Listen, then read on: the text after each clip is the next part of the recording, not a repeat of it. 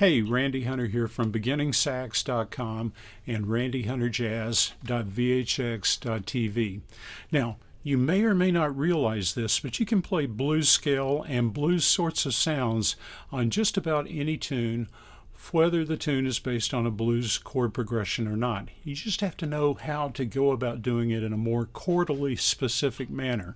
And that's the topic of this new lesson that I want to tell you about. Now, I've got a new lesson in the sound and style category at beginningsax.com, and you'll find a link directly below in the video description here to that particular product page where the sound and style is available.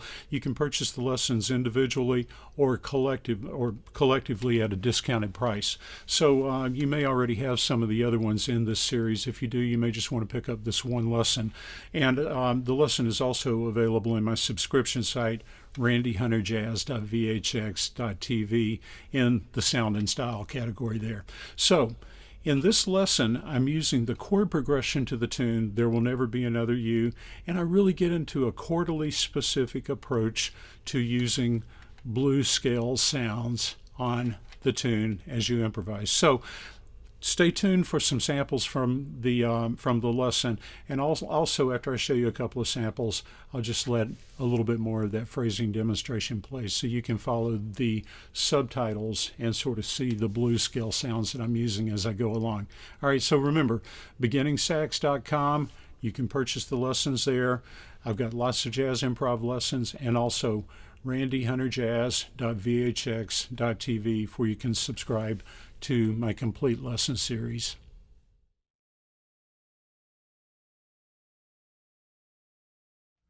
You know, one of the things that we look for when we're creating improvised solos is to play solos that have a lot of soul and style in them. And one of the tools that's at our disposal is the blues scale.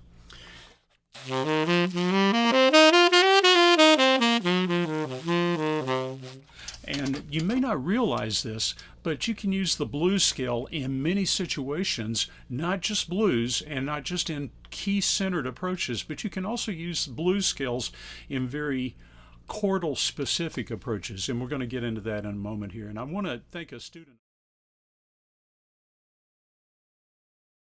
Tenor sax key when we talk through the changes to There Will Never Be Another You, and we're going to look very chordally specific at different ways to use blues scales on these chords. Now, I would never play a solo except for the phrasing demonstration here where I use just exclusively blues scales, but I wanted to do that in that phrasing demonstration so that you could hear and be aware of the possibilities. Now, part of what we'll work with is dealing with major blues scales and relative minor blues scales. And the minor blues scale, I don't really call it the minor blues scale. I've always known it as the blues scale. So what I really want to do is talk in terms of the blues scale, and we'll make the relationship between any major chords and the blues scale, and we've got some relationships between dominant chords and the blues scale that I'll help you figure out as we go along. So let's check out this chord progression. Again, we're doing There Will Never Be Another You. It's an A, B, A, C tune, and it's in the key of F on tenor sax. Now, our first chord is F major. We spent a lot of time learning arpeggios, neighbor tones, embellishing tones, all kinds of sounds that we can use on that F major chord. We can still continue to use those, but we can also enhance our playing with some blues sounds by using the blues scale based on the relative minor of this major chord. So F major, the relative minor is D minor, and if you know your D blues scale,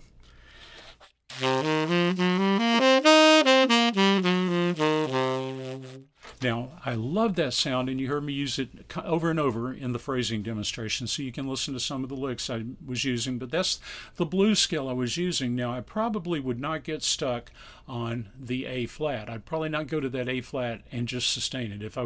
When I use the A flat, I'll use it either to pull up to the A or to pull back down to the G.